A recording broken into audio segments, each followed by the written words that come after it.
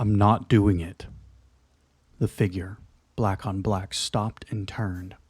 His face was blank, and Sentinel had a hard time deciphering the man's features as anything but generic. But his body language was clear annoyance. Major, the man sighed. What about your position has ever made you think that you have a say in what you do? Sentinel didn't answer directly. Instead, he asked another question. Yes or no? Ares is currently one of the top Eclipse Initiative teams. I don't see how that's yes or no. He leveled Sentinel with a look, but eventually admitted, You've lost a few members, but your returns from the missions that you've been assigned are far and above the most interesting and useful to Umbral as of late. What is your point? You keep sending us into these death traps, but at the same time, consider my team to be valuable? Send somebody else this time. That makes little to no sense. Your team has already been in this area, are familiar with what was found there, and have an established relationship with the expert that you're supposed to be escorting. There is no other team suited to the job, Major. Crossing his arms, Sentinel leaned back against the lockers, considering his next move. As soon as the Umbral agent had cornered him in the locker room after a workout, he knew that he wasn't going to like whatever bullshit Umbral had planned for his team this time around. That was what they did. Approached him with the mission briefing somewhere that he couldn't argue, couldn't get away to think. There were other Umbral employees milling around the area, and he wasn't about to make a scene, no matter how much this new assignment pissed him off. We are 2 men short from the last time we were at Viridian, and you still haven't assigned us a new cybersecurity expert. Hawkeye was imperative to us getting out of there alive last time, but we can't have him posted up in a sniping position if he's still acting as our tech guy, and the agent held up a hand, and Sentinel clamped his mouth shut, swallowing down his annoyance to listen to what the other man had to say.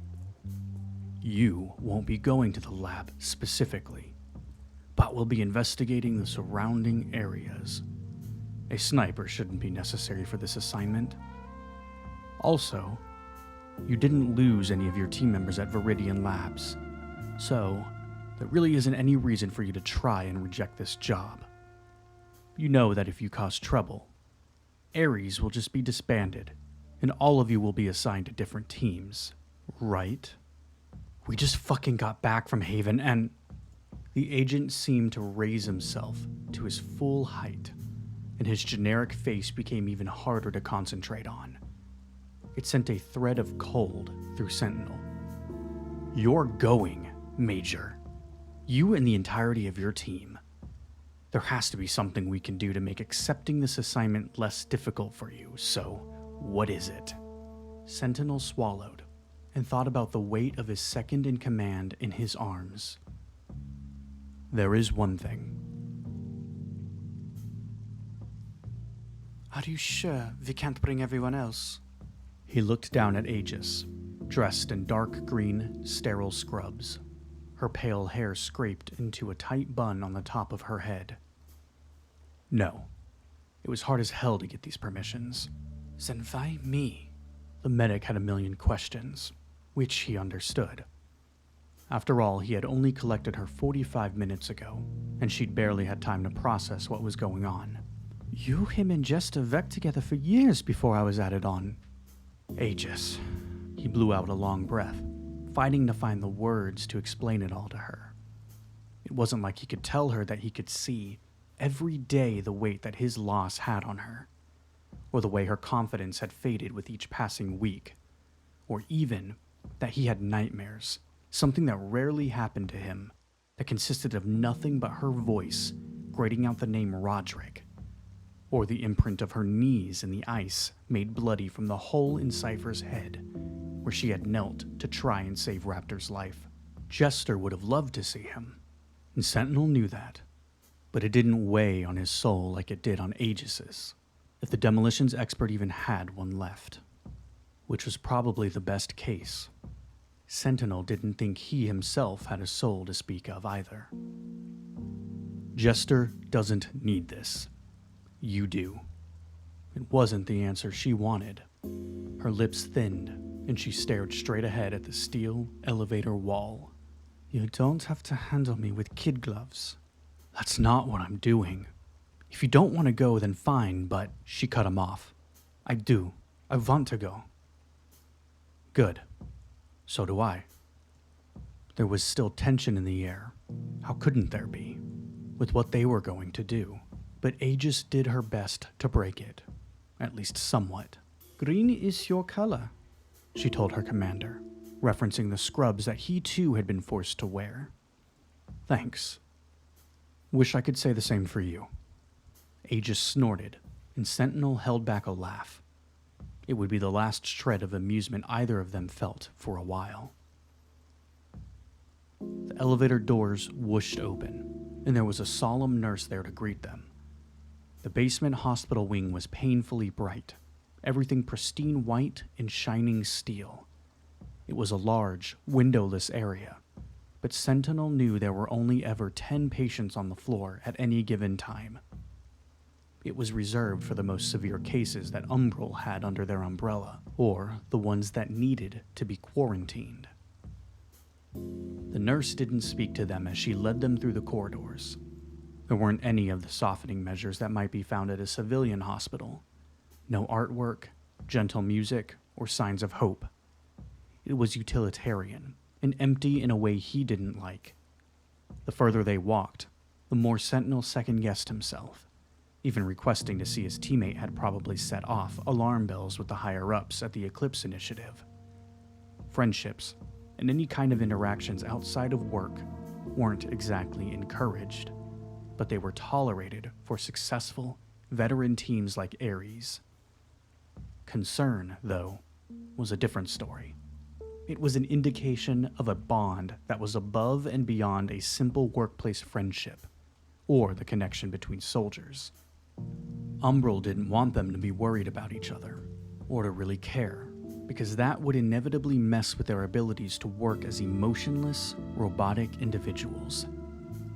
He had told himself at first that the silent damage done to his team after the Seed Vault mission had been because they lost 2 members, traumatically, all at once. That if it had just been only Cypher, or only Raptor, that it wouldn't have affected them at all. Sentinel was lying to himself, of course, but it was easier to tell himself that instead of admitting that Ares had the potential to fall apart, ironically, because their bonds were so tight. Was it because he was a weak leader? Or was there some other reason? As soon as he asked to see Raptor, Sentinel knew that he couldn't deny anymore that he wasn't affected by the loss of his second-in-command. It was a confession that Raptor hadn't been just a placeholder. At that point, all he could do was hope that he made the right call, and that seeing her injured teammate would help center Aegis once more. Getting her back to her full capacity was worth the risk. Another thing that set his teeth on edge about Umbral's quarantine facility was the fact that there was no privacy. There were no separate rooms or curtains, just glass walls where everyone passing by could see the person suffering there in the hospital bed. There were only 8 in the facility today, but so far they had passed 5 miserable faces, broken bodies, shattered spirits, and some closer to dead than alive. It made some thread of fury roll up his spine, thinking about the indignity that Raptor must feel on display like that. Sentinel considered trying his luck and seeing if he had enough clout to get his teammate a private room, but considering the way everyone was looking at him and Aegis as they passed, he knew he was probably pushing his luck already. There was a single whiteboard on the glass cubicle that made up Raptor's room, and it read, Sergeant Gideon, acute radiation poisoning, level 4. He and Aegis could both see the tall frame of their friend in the bed, uncovered, and Sentinel heard his medic suck in a shocked, aggravated breath before she caught herself and her professional veneer fell back over her like a suit of armor. They were still too far from him to determine if Raptor was awake, but just seeing that he really was alive was a punch in the gut. It didn't seem real until right then. Sure, he had been told by Umbral that Raptor had survived, but he was already falling apart when Sentinel pulled him above ground back in Svalbard. How could he have made it? Yet, there he was. Aegis was talking quietly to their nurse escort, too softly for Sentinel to hear, and the sounds of the machines around them were becoming louder and louder, until it was the only thing he could perceive. Then, finally, Aegis came back to his side, and the nurse walked over to hit the intercom next to the sliding glass door that led into Raptor's clear room. He's conscious, Aegis told him. and is pretty much himself from what she says. I'll believe it when I see it. How long did they give us? 10 minutes, and we can't go in. She thins her lips. Let's make it count, I guess.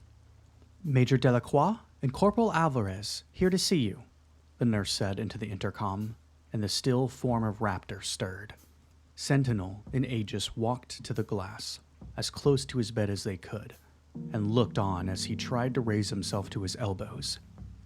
Raptor quickly gave up the effort, and simply turned his face to them, hitting a button on the side of his cot to raise his upper half to almost sitting. Aegis didn't flinch, and her expression didn't show shock, only kind warmth. It was her healer face. He'd seen it enough times to know, and Sentinel knew there was probably a storm brewing somewhere inside. For once, he took her lead, and kept his expression in check. That didn't mean he wasn't shaken, though. Raptor had been tall, muscular, and undeniably in the prime of his life.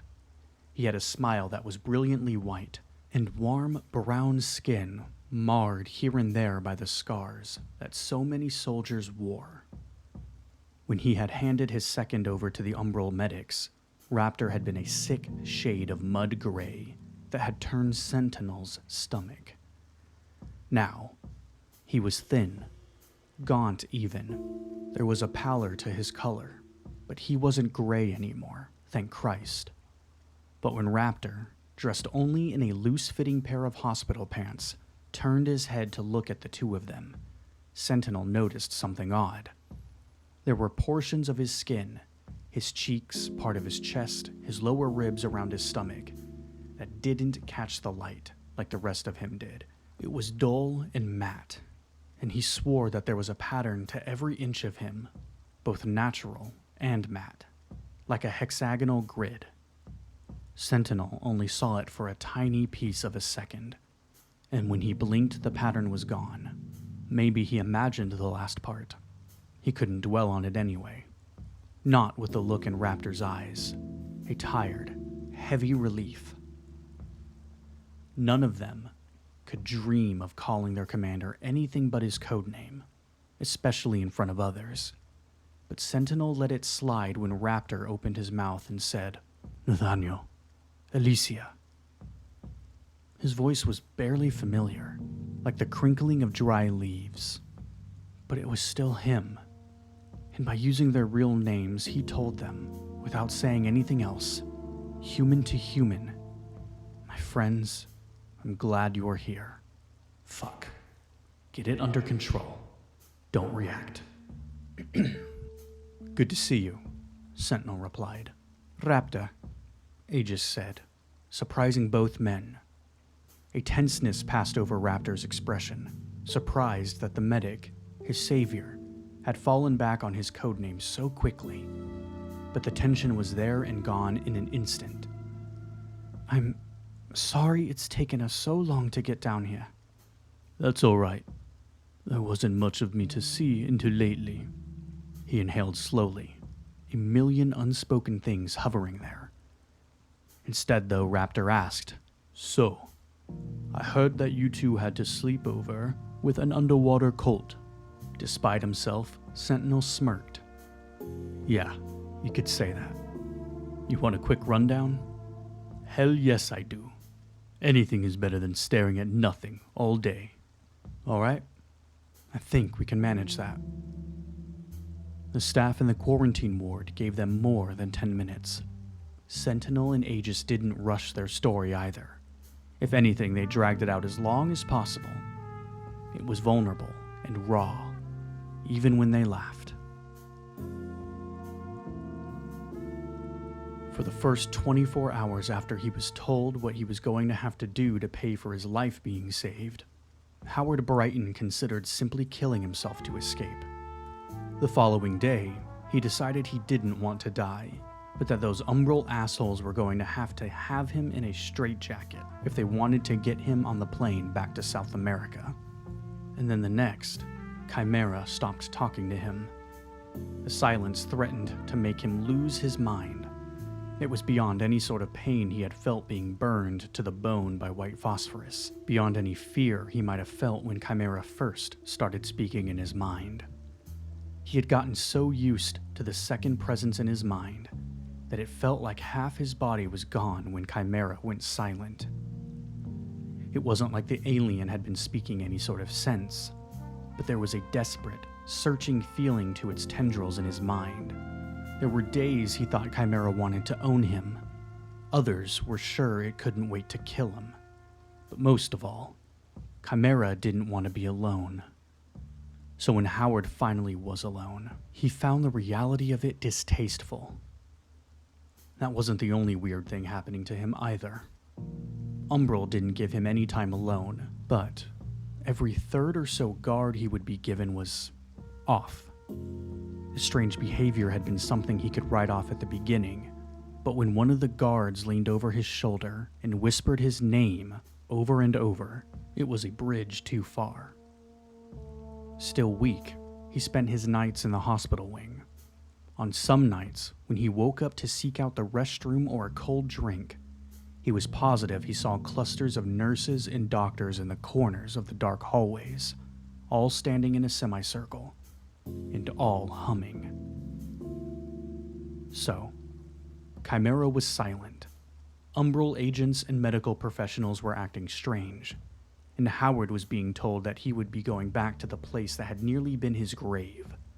But that was the extent of information that he was trusted with.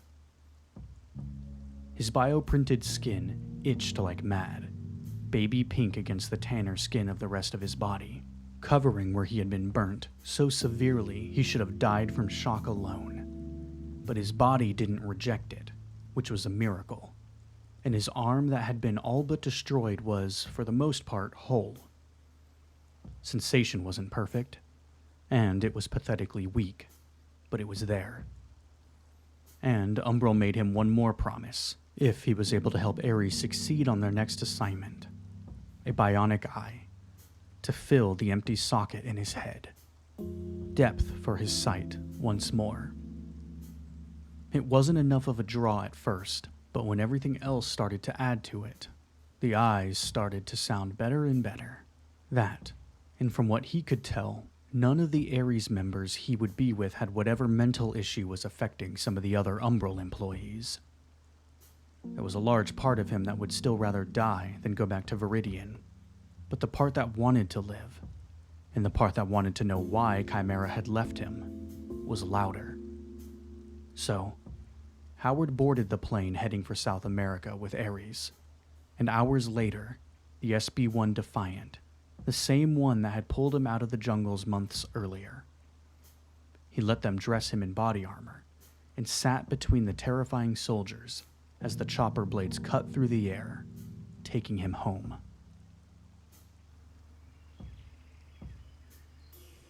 Jester found himself gripping the edges of his seat as the SB-1 roared through the skies above the dense South American jungle. Sweat prickled on his forehead as he watched the towering trees rush by, their branches appearing dangerously close as the pilot brought them in. There was no reason to hike in like they did last time. There was no need for secrecy. He clenched his teeth, the wind whipping through the open cockpit door. The afternoon sun cast fleeting flashes of light and shadow over the dense foliage, creating a dizzying play of patterns that made his head spin. There was something about this assignment he didn't like, and it started with fucking Howard. sitting there, all slouched over, wringing his soft hands. It was hard to focus, but he tried. The earthy smell of the jungle mingled with the dampness of the air, but instead of grounding him, it just made Jester feel like he was an intruder. The jungle hadn't felt this ominous the first time around, but he just couldn't pinpoint what was different. No one was talking either. All he could hear was the clicks from the pilot adjusting the controls and the occasional crackle of the radio. That, and the insistent wind. Through the open door, a river glimmered like a silver serpent amidst the sea of green. The aircraft pressed on, and the landscape shifted. The trees grew taller and more imposing, casting elongated shadows that seemed to reach out for the SB-1. Finally, after what felt like an eternity, his eyes locked on the horizon as the remnants of the Viridian laboratory came into view. The once orderly buildings now lay in ruins, a stark contrast to what it had been before. The lab had been broken down when they had first come, but now it was nothing but rubble and ash. He could see the shattered walls and the twisted metal, a haunting reminder of the forces that had torn through the laboratory. Chimera. Even the air seemed to carry a ghostly whisper, a reminder of the secrets that now lay buried beneath the debris. He reached inside himself for humor, but found very little. Jester could feel himself getting lost in his own head, and that just wasn't going to work for him. If he couldn't keep his spirits up on his own, he'd have to reach out to another team member to make it happen. Good thing there was always an easy target. Tempest.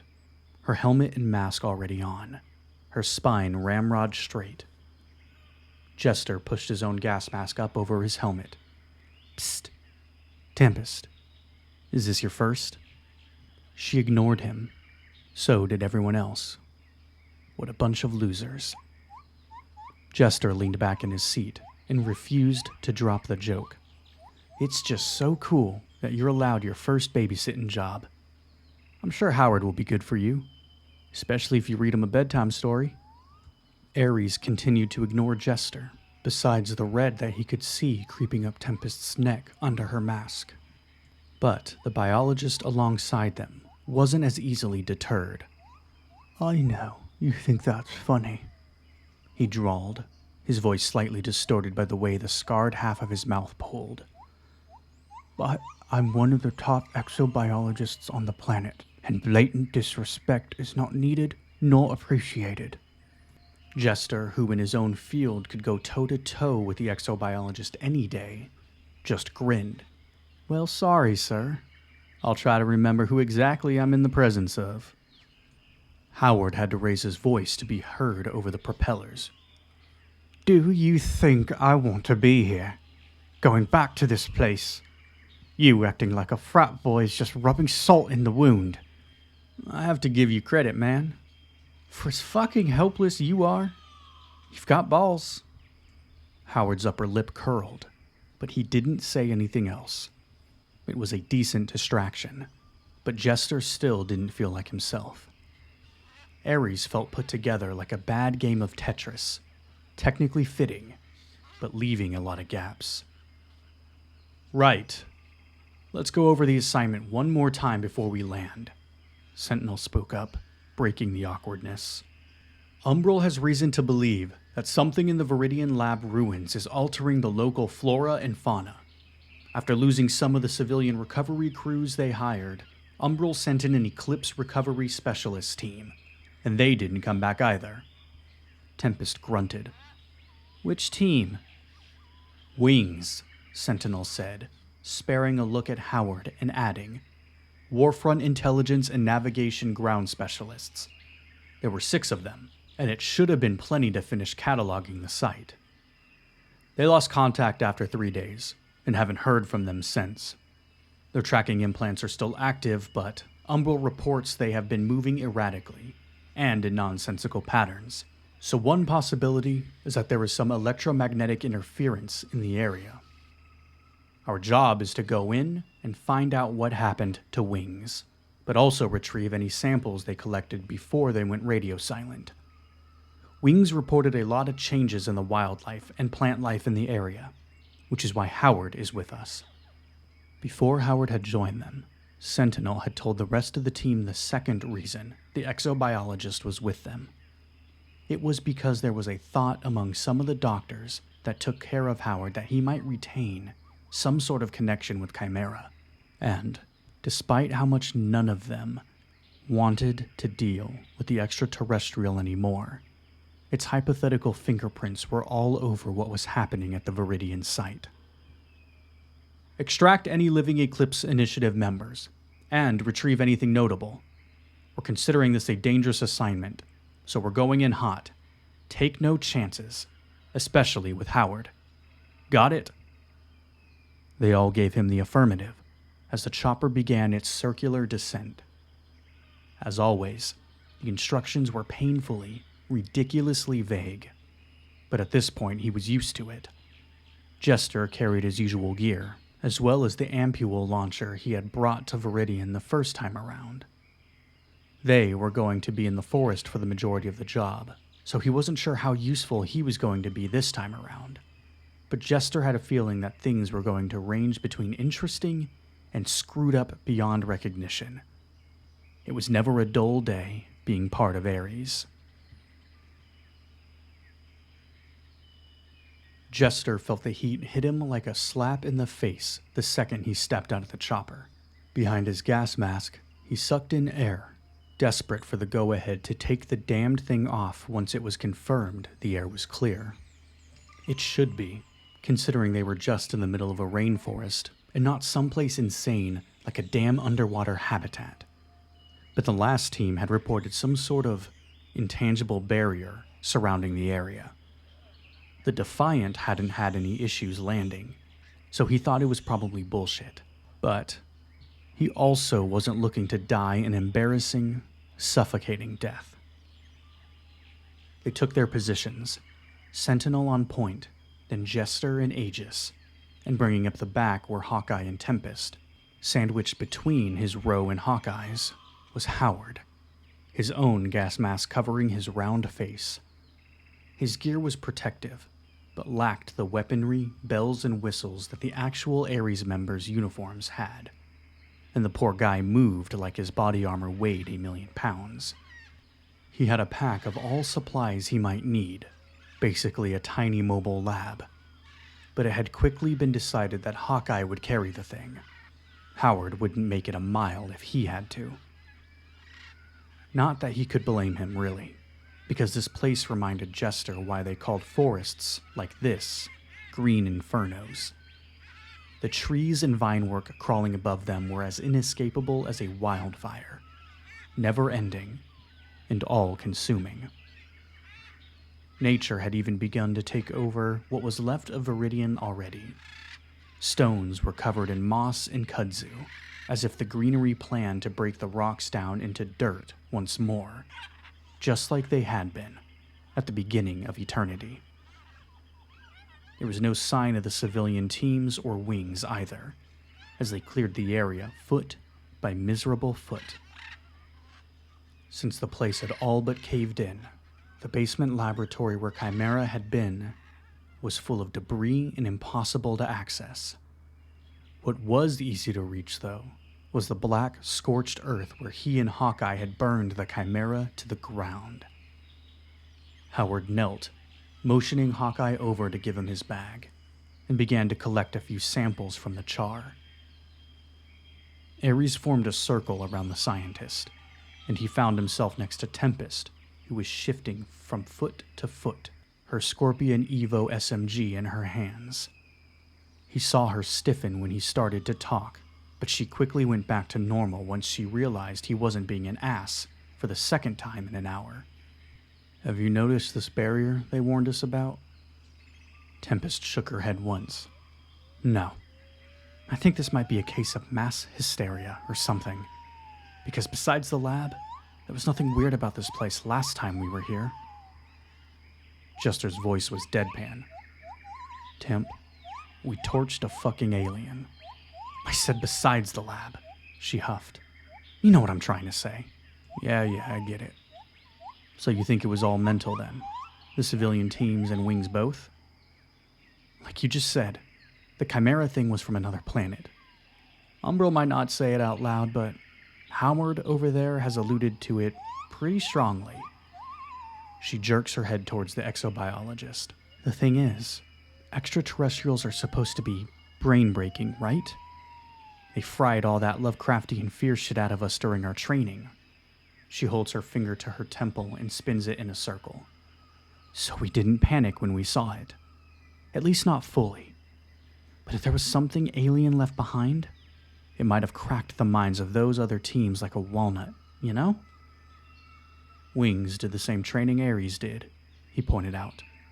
That mental fortitude stuff they put us through was some of the most basic stuff for Umbral employees. Even Howard had it, I'm sure. So your explanation might work for the layman teams, but not Eclipse teams. I mean, sure, I guess, Tempest shrugged. We're kind of the best, though, right? Maybe we just handled it better. Jester just snorted, and he could sense Tempest's temper kicking up a notch. Okay, smartass, what do you think is going on? I got my theories, he declared, sounding intentionally aloof. But if I had to guess, pollen. Oh, fuck off, pollen. Seriously. If Chimera triggered some sort of evolutionary... Shit!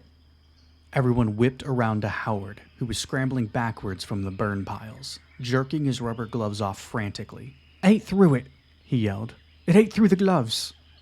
The gloves were indeed black and disintegrating before their eyes. Aegis moved with quick, practiced movements, her own gloved hands taking Howard's and pulling out a bottle of alcohol, dousing his fingers and palms with it until the astringent smell filled the air. Don't panic, the medic's voice was cool. She flipped his hands over, and Jester could see that on his newly healed hand, there wasn't even fingernails yet. It made him shudder. You look clean, Aegis assured him. Just use something more substantial next time. For a little outside of the realm of where vinyl is going to cut it. Sure. Howard was panting. Sure, okay. He tucked the samples he did have into his pack and handed it back to Hawkeye, standing on shaky legs. The sniper experimentally kicked at some of the burnt debris, but nothing happened. No movement, no reaching tendrils. Nothing.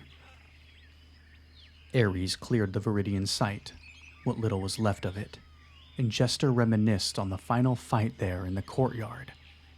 He was almost screwed before Hawkeye, with Cypher beside him up in the sniper's nest, had saved his ass. It had been a good day, one of the best. They had emerged victorious and whole. He turned just enough to see Hawkeye out of his peripherals, anonymous behind his gas mask, the barrel of his rifle visible over his shoulder. Jester was wondering if he was thinking about that day, too. It was morning when they were dropped off. Hawkeye didn't trust his mind as much as he used to, so when the morning bled straight into evening, he didn't think anything of it. Slipping through the hours was a sniper's bread and butter, and he had spent more hours than this, days sometimes, prone with his eye to the scope, which was why he didn't question the slippage of time. He simply assumed that, since they were finding not a single damned thing, that he had shifted into that waiting mode that he was so familiar with. And that wasn't an exaggeration. They weren't finding anything. When Howard had declared after some short testing that the air was fine, it was almost a religious experience to take the gas mask off. The air had felt so heavy, like a wet cloth was draped over his face. He was disappointed when he sucked in his first breath of unencumbered air, that it was nearly just as humid and soupy as before. At least he wasn't sucking in his own sweat and breath, though. Along with letting the hours pass by without notice, Hawkeye had also spent time letting every single type of bug and small creature crawl over him while he waited behind his scope. Part of being one of the best snipers in the field meant that he had a very specific way of melting into the natural world around him, becoming one with it. Because of those experiences, he didn't really notice when the things started crawling over the toes of his boots, or when he had to drag his hand across his face to clear suspiciously thick spiderwebs. The others did, though. Maybe it was because he was the tallest, but Sentinel was the first one Hawkeye noticed pulling one of the spiders away from his neck. The thing seemed to cling to him like Velcro, and when he managed to get it off and throw it aside, the thing hissed. The size of his palm and bile yellow, the spider hit the undergrowth and disappeared. Ares kept walking. They were following the same grid search that the previous teams had been supposed to complete, and they had 2 days to get it done. Howard slowed them down, but that had been accounted for. Dirt roads and access paths had been carved out of the area to service Viridian labs better, and they more or less stuck to those when the terrain got too tough. That didn't mean that nature wasn't present in full force, though. Besides the bugs, small rodents skittered across their paths, and every once in a while, the long, sinewy rope of a snake would flee back into the deeper parts of the forest. He didn't give it a second thought. The howler monkeys, though. They were loud as hell. Black shadows in the branches, their calls monotonous, never changing.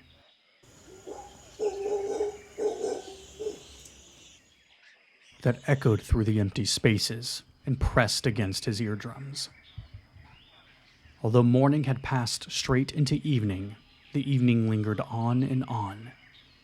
It was strange enough that Hawkeye finally noticed, and he watched the sun hang on the horizon, never changing, for hours. No one else mentioned it, but it made the hair on the back of his neck stand up. Reaching back to rub away the goosebumps, his palm hit something chitinous and jerking. It hissed. Another damn spider. Hawkeye's nerves were frayed, and out of character he jolted, biting out a quiet shit as he tried to pry the thing off of him. With his gloves on, he wasn't afraid of a bite, but the hissing in his ears was so loud and violent that the reptilian part of his brain wanted to panic. The rest of the team stopped while he tried to pull it away where it gripped at the small, bare strip of his skin. One by one, the legs released, the spider flailing in his hands like a live wire. When the final one gave, he didn't toss it to the ground, but threw it as hard as he was able into a nearby tree trunk, a vomit-colored missile. It hit, but didn't die on impact. Instead, it shattered like glass into hundreds, if not thousands of pieces, all of which then crawled away on their own, hissing in unison as they spread out in a wave. Shock reigned for long seconds before Howard dove to the ground and fought to grab one of the living pieces, calling for Hawkeye to give him his pack. The sniper slid it down his shoulder and tossed it to the ground next to Howard, having no interest in getting any closer than he had to whatever the hell he just pulled off himself. He was barely resisting the urge to claw at the back of his neck again, just to make sure nothing was left behind. It was the first clear signal that something was up. Howard managed to get a few of the things in a vial, and when he held them up to look at them closely, the spider pieces looked nothing more than spoiled yellow flecks of pepper. The exobiologist was enthusiastic, but none of the rest of the team was. Ares had seen too many things in their years together to be excited about any sort of novelty that could potentially kill them. It opened the door, though, for the sniper to speak up about the unmoving sun. If things were weird, you might as well bring attention to just how weird. Sentinel, he grunted, trying and failing to figure out how to say this. The sun has been in the same place for hours. The commander turned to look at him. Hawkeye hadn't been too unsettled at first, but when he saw that Sentinel was spooked, he felt that frisson that usually meant something bad was going to happen. While no one spoke, the sound of buzzing insects grew and grew. I thought so, Sentinel finally admitted. Is everyone else observing the same thing? Agreement rippled through the group. Sentinel looked grim, but nodded. Okay. All of our times are synced, but just in case any electromagnetic interference fucks things up, let's set a failsafe. Everyone set a timer on your watches and your visor interfaces, and in 4 hours, we stop for the night, dark or not. Ares obeyed without question, but Howard whipped around to look at them all like they were insane. Surely, you can't be serious. Time fluctuations. Enough, Hawkeye snapped. We don't question the commander. But Tempest for once was on the same page as the sniper. we don't. Question the commander, he said. Howard's jaw snapped shut, and he said nothing more. They all started to move again, following a path meant for a different team, still looking for any signs of those who were lost. They all pretended they weren't watching the stagnant sun. It might have been psychological, but Hawkeye swore that the trails were becoming thinner, and that the forest was closing in inch by sweltering inch. The farther they traveled, the more bizarre it was that there was no sign of any other humans, dead or otherwise. Above, the monkeys kept calling. It was so damn hot, and despite the humidity, he felt his throat going dry.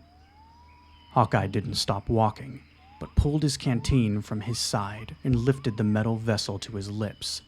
His eyes closed only briefly as he swallowed, but in that split second, something icy and discordant shuddered across his skin. When he pulled the canteen from his lips and opened his eyes, Ares was gone. The sun was gone too, but somehow everything was impossibly bright. So bright that it hurt his eyes. But since the light was coming from everywhere, he couldn't even bring his hands up to block the source of it. It made the world flat and unreal. Nothing seemed to have depth. Except for him. Except for him. In the empty pathway where his team should have been, stood a figure, dressed almost exactly like Hawkeye himself was. The figure's arms and legs were stiff, standing like a doll propped up on display. His helmet was gone, face bare. Young, almost painfully so, and crushed in a thin film of ice, even in the heat. He was the only thing that felt real, and maybe the only thing that could activate that bone-deep fear in Hawkeye. Cypher moved like a puppet on strings, an animated, empty shadow. Hawkeye tore his eyes away, looking down at his hands. Instead of his canteen, there was a small pistol that he had taken from a dead cyber soldier deep in that frozen place. The barrel was still hot. Hawkeye's heart thundered, and when he dropped the pistol to the forest floor and looked up once more, Cypher was almost to him, still moving in fits and starts. Electrical impulses in a dead thing. Marionette wires on roadkill. Nausea ripped through him like lightning. Vomit rocketing up his esophagus, and a migraine exploding in his skull like a firework. "He's not me," Cypher screamed in the confines of his mind. And just like that, Hawkeye blinked, and he was back on the path. The sun hanging in the sky again. Ares turned to look at him in shock. Hawkeye doubled over and puked on his boots. The sun started to dip below the horizon. They made camp almost exactly 4 hours later. Hawkeye brushed Aegis off when he was first sick, but when they all settled in for the night, she was finally able to corner him and look him over. She wasn't surprised to find him perfectly healthy, at least physically, because she had her own theories about Hawkeye. In Aegis's opinion, any ailment he might carry was mental, even if he refused to acknowledge it. But in the middle of an assignment wasn't the time or place to bring it up, so when she was sure he wasn't going to die on them, she let sleeping dogs lie. As soon as the medic was done with him, Hawkeye took off, crunching an alertness aid between his teeth while he hunted for a tree to take his position in. Sentinel tried to tell him that they would take shifts, but the sniper wasn't hearing it. Any other time, the commander would put his foot down and order him to follow directions. But there was something in the other man's eyes that told Sentinel he needed the time alone. Again, Aegis had her own opinions about that, but she kept them to herself. Ares bivouacked in a small clearing, their vulnerable scientist in the middle. There was no fire, but self-heating MREs crackled and filled the space with the smell of food. Before Aegis was even able to finish, she knew she wasn't going to be able to sleep. Not with the threat of shattering spiders and the constant hooting of the howler monkeys in the canopy above. She wasn't feeling confident about the mission either. Just coming back alive would make Ares the most successful team to be deployed to the Viridian site. But she knew Umbral wanted more.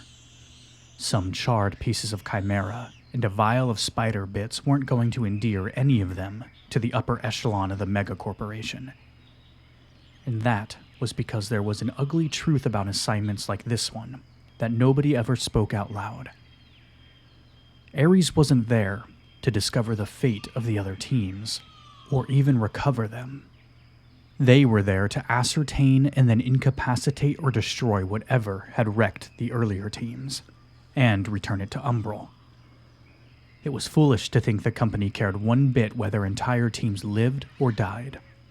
They only cared if they were effective. And Ares was effective. Whatever had stopped the sun before seemed to be over, and the stars wheeled overhead like they always did. Aegis checked Howard's hands, made sure there were no other ailments to tend to, and then tried to find at least a few hours of rest. But the monkeys howled, and she found herself staring at the darkened canopy and the shadows that moved there within. She could hear the murmurs of the rest of the team, and the sounds of them shifting on the ground. It shouldn't be so hard to sleep, she thought. They had been forced to bunk down in much more chaotic places, but for some reason, it took a long time before she felt her eyelids start to get heavy. Aegis gave into the pool of sleep, and for some time, floated there, happily. She had no idea what time it was when she felt something brushing in the corner of her mouth. Figuring that it was another bug, she swiped it off, but it didn't leave. Instead, whatever it was pushed between her lips and into the hollow of her mouth in a snap so fast that she barely realized what was happening. Aegis came awake in an instant, letting out a muted yelp. Her training had taught her that screaming was likely to only bring more trouble, but there was no way in hell she was able to be silent with something crawling in her mouth. It brought everybody else except for Howard to their feet, and in the dark, none of them could see the medic digging her fingers in between her teeth and trying to pull the mystery assailant out. Her hand didn't close on a wriggling insect, though, but instead, a creeping vine. It had wrapped itself around one of her legs like a python, then around her torso twice before reaching her face. It was quick, but not strong, so right when she could feel it trying to push up from the back of her mouth and into her sinuses, she was able to rip it out and snap it into spasming pieces. It came free with a horrendous sensation, and she heaved, tearing the thing off her body with her bare hands until she was awake enough to remember her combat knife. Sentinel, Jester, and Tempest had immediately turned on their lanterns, but when they moved to help, all of them found themselves bound by similar vines. Once the first one was broken by Aegis, the tendrils became relentless in trying to slither up all of their bodies and find a way into their faces. Aegis had stumbled clear of her enemy, but was fighting a panic that she rarely felt while spitting blood that also dribbled from her nostrils.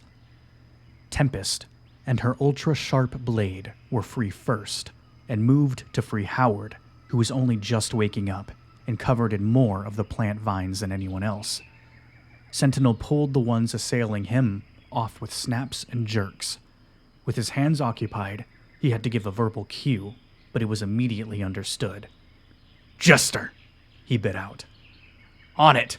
the demolition expert responded, and then, "I'm going to need at least 10 feet, everyone. Let's move!" He had decided to forego the knife work and had cracked his breaching pen to life, singeing the vines off his body. Jester laughed darkly when they made a high, keening noise and shriveled away, obviously more affected by the fire than the cuts. He used the same tactic to burn the stragglers away from Aegis, letting her lean her weight on him while she got her bearings.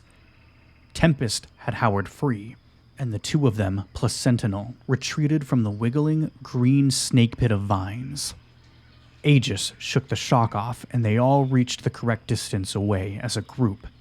"Give me a light," Jester said, and everyone pointed their torches towards the circle where they had been sleeping.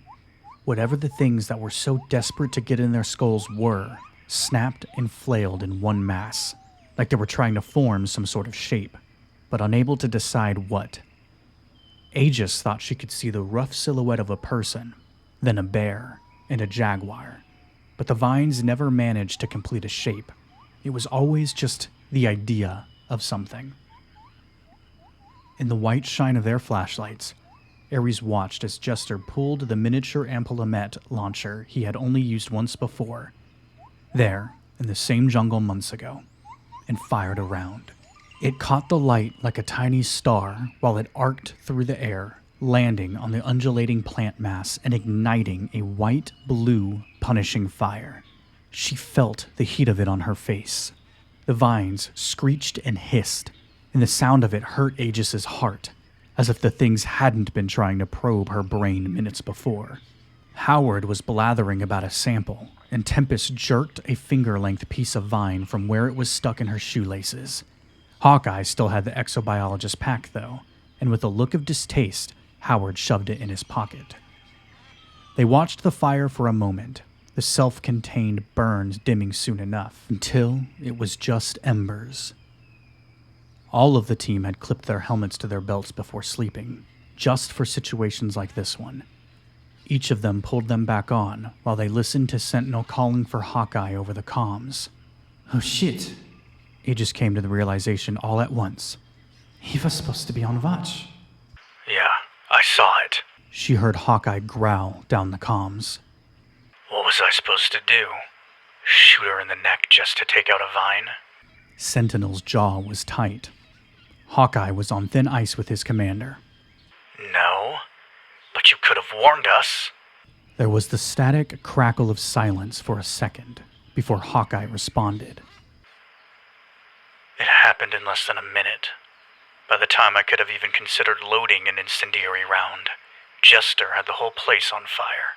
You were distracted." Sentinel insisted, pissed beyond measure. "Damn it." Hawkeye let out a rough sigh. "Fine. Had you not been in the middle of a situation, I would have called you all over here anyway. You still need to come. There's something that I had my eye on." Aegis could see the moment of hesitation on Sentinel's face, but with a last look at the inferno that Jester had unleashed, he raised his hand and motioned the team into position.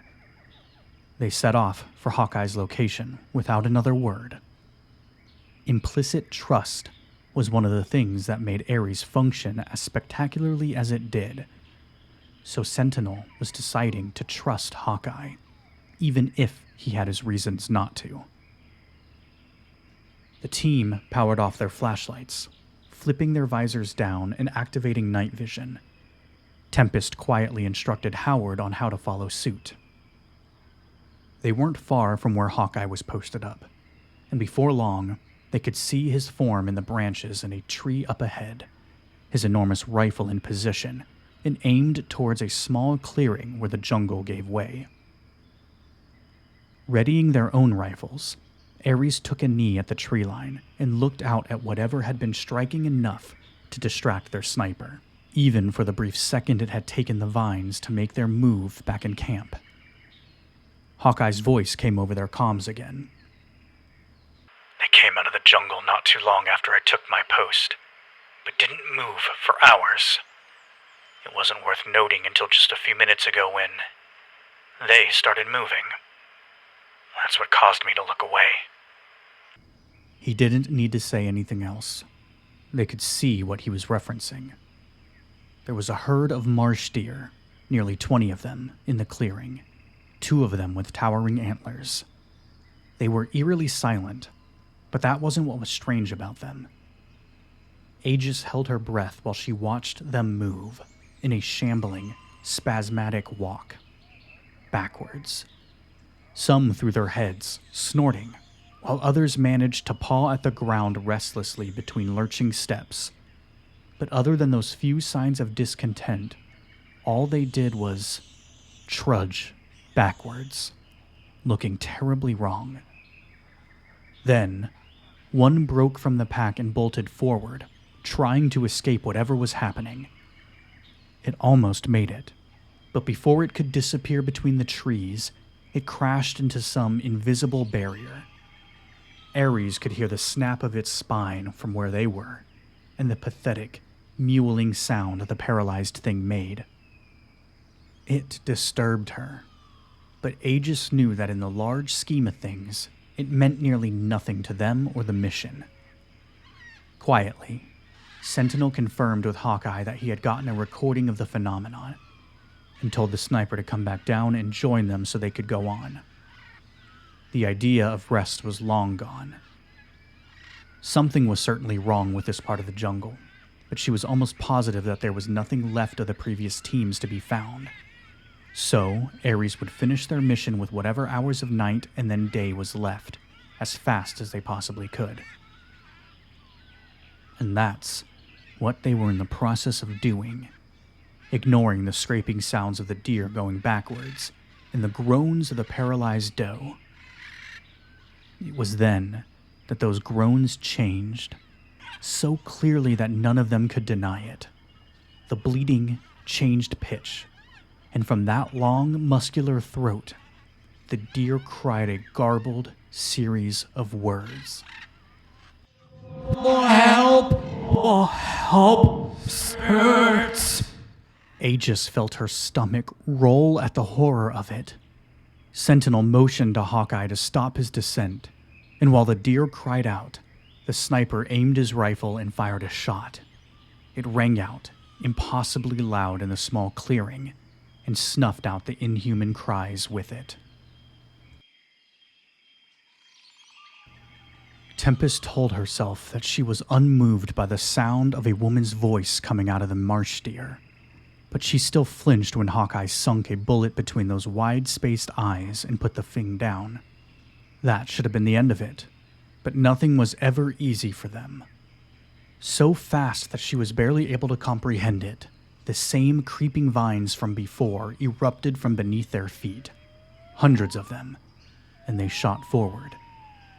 Past Ares, past the marsh deer still trudging backwards, and to the fresh corpse of the dead deer. They wrapped the creature up like a mummy, around and around, tight enough to be a second skin. Just like they had tried to do with Aegis, into the deer's mouth, then eyes, ears. The vining tendrils owned the deer, and became it, making it rise on green, shaking legs. Hawkeye shot again, but all he managed was to cut a hole that was immediately covered again by the plants.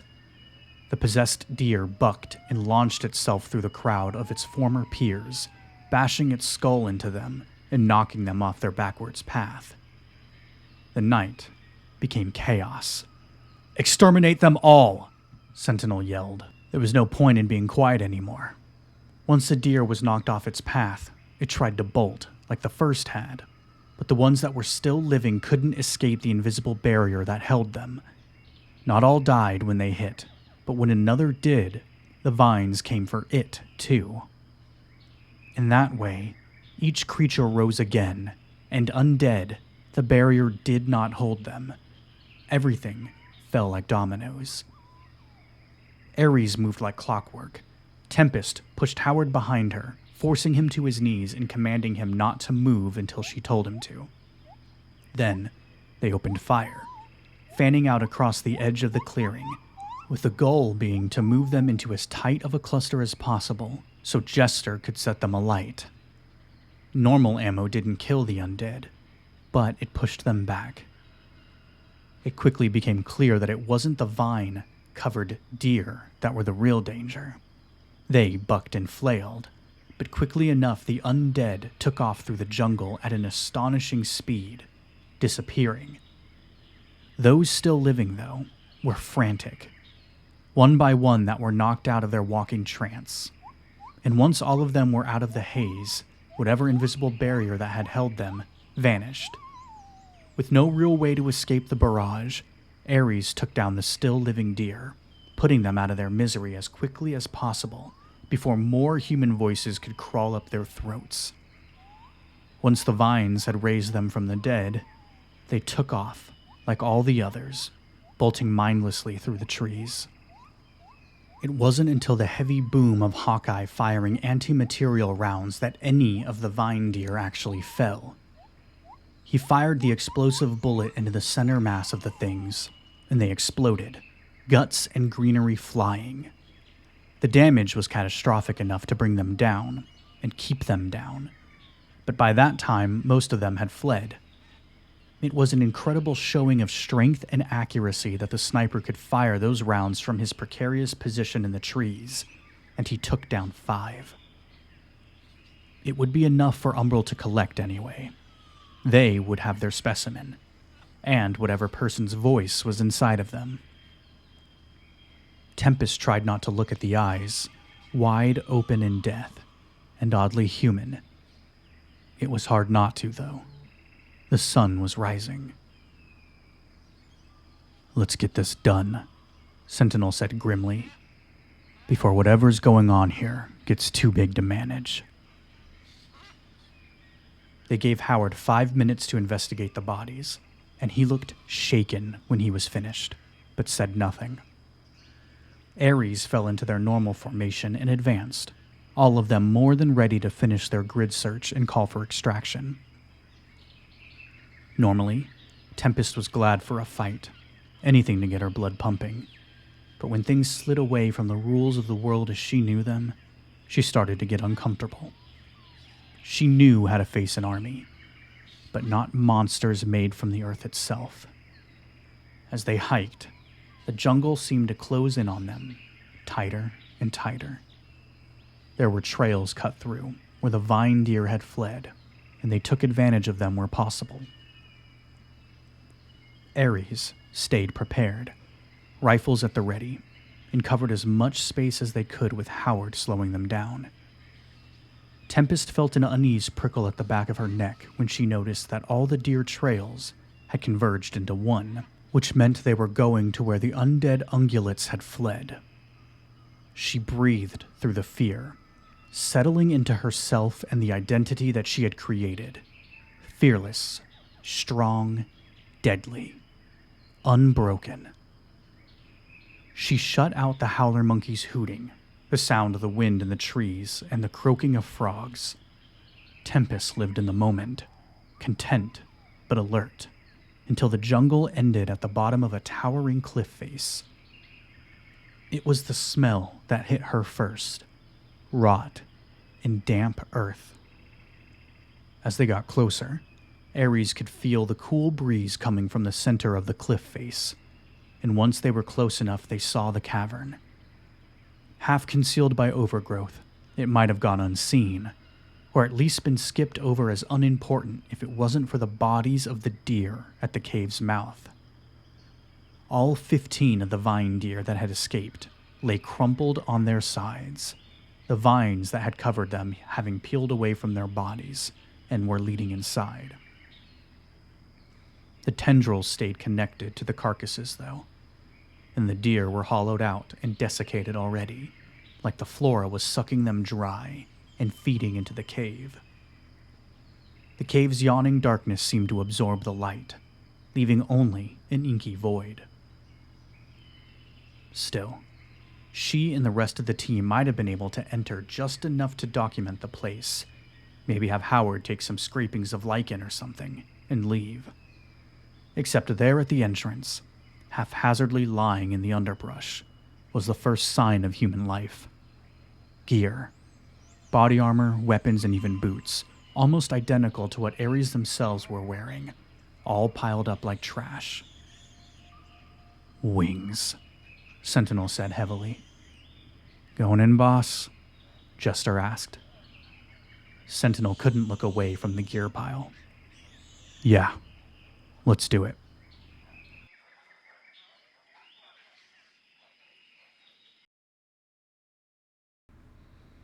The air went from cool to cold once they were inside. The atmosphere thick with a dank smell. It was like the cave absorbed the daylight, and Tempest was glad when Sentinel told them to turn their headlamps on. The light cast long, distorted shadows, but besides the vines twisting and turning as they led farther into the void, there was nothing else to see but stone walls. She was sure that, any minute, Sentinel would tell them to turn around and exit. They only had a small distance to cover before they could call for extraction. If it wasn't for the fucking cave. And unless the other Eclipse team was somewhere inside the cavern, naked, then it was safe to say they were dead. That knowledge was enough, wasn't it? As they advanced further, a low, guttural sound reached their ears, a cacophony of low gurgles that echoed through the cavern. It set her teeth on edge, and Sentinel held up his fist to stop them. Up ahead, the cave widened into a chamber, and that's where whatever was making that noise resided. Sentinel gave them another signal. Forward, arms at the ready, and they moved, almost in step with one another. A high ceiling towered, dimly lit by their headlamps, and that guttural noise became louder and more insistent. The scent hit her again, this time almost too much to bear. She pressed the back of her hand to her mouth to keep it at bay. Stale sweat, vomit, bile, shit. It was all the worst sense of a human life, tinged with the hot copper of blood. They stopped, and Tempest knew somewhere deep in her bones that if she lowered her head to let her light illuminate what was in front of them, it would be something terrible. The urge to just keep looking up was so strong that she almost didn't conquer it. But one by one, the Ares members turned to look at what was the centerpiece of the chamber. Horror clutched at her chest as she was forced to take in the nightmarish sight. Limbs melted into a twisted mass, flesh melding together until it was impossible to distinguish where one body ended and another began. Faces contorted into expressions of agony and pure terror, eyes rolling in their sockets, haunted. There were dozens of them, maybe more than 30, but there was no way for Tempest to try and decipher body from body. They had found the missing teams. Fuck, she breathed, her voice cracking. Her breath caught in her throat when one of the fused figures stirred, its misshapen form writhing with the painful, unnatural motion. She stepped back involuntarily, but stopped herself, trying her damnedest to hold form with everyone else. Only Howard was truly reacting, too terrified to leave the protection of Ares, but too scared to really look at what was in front of him. It spoke to them then. Wretched screams of agony, low moans of misery, and snatches of sentences and pleas to end them. To please just end them. Then, the amalgamation shuddered, tendrils of fused flesh twitching and wriggling like worms in the dirt. It was reaching for them, somehow, but the monstrosity itself couldn't get to them. So instead, the vines did the work for it. With her blade, Tempest cut the tendrils out of the air before they could reach her, while the others dodged. One managed to grab Howard by the ankle and pull him to the ground with a thump, but Tempest cut him free, too, and the vines hovered in the air like live wires. Impatient, but deciding their next move. All the while, the human amalgamation screamed and spoke its agony. She helped Howard to his feet, but he was almost hysteric, babbling and holding his head between his hands. Tempest grabbed him by the shoulders and shook him hard. "Get it together," she hissed. "You're the expert. Tell us what to do with this thing." "Chimera," Howard moaned. "It's Chimera." Jester swallowed hard, his hands restless on his rifle. Tempest understood what he was feeling. She wanted to end this thing in front of them too. Every second it lived was a tragedy. "It most certainly isn't Chimera," Jester said, deadpan. "It is," he insisted, his one eye screwed shut. "It's trying to create a hive mind, trying to recreate what it had back on its home world. That's what this is." There was still no forward movement by the monstrosity, so Sentinel asked, "Chimera fused these people. What about the vines?" "Humans can't exist in a colonial organism. Plants, fungi, they can. So Chimera was able to take control." "The deer?" Aegis breathed, and Howard responded, miserably. "All of it. It's infected everything around here." He paused, opening his eye to look up at the thing. "It wants us, too." "Put it down," Sentinel commanded. "No fire. Kill shots only. Umbral will want the body." So they did.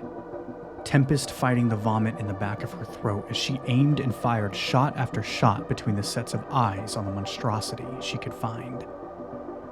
Where there was only one eye, she sunk a bullet into each side of it instead.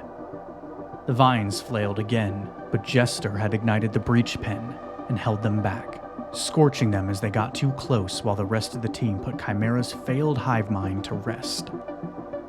Blood flowed, gore rolling down. The vines that didn't attack curled around the carnage and drank it down like a snake would water. The individuals wailed and bellowed in pain, but piece by piece the amalgamation went still. Gunfire ceased, and it was done.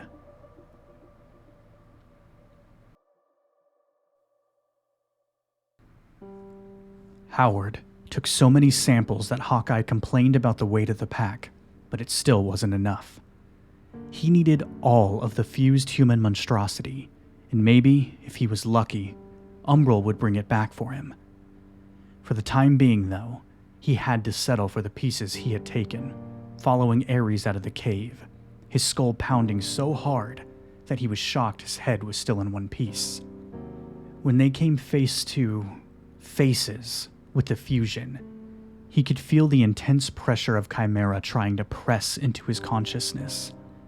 But the thing it had made was too crude, and whatever parts of it were left in the jungle couldn't forge the same bond with him.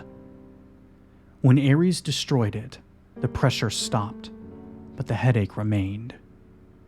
But he would be back at the base soon, and he would be able to shower, take some medicine, and breathe.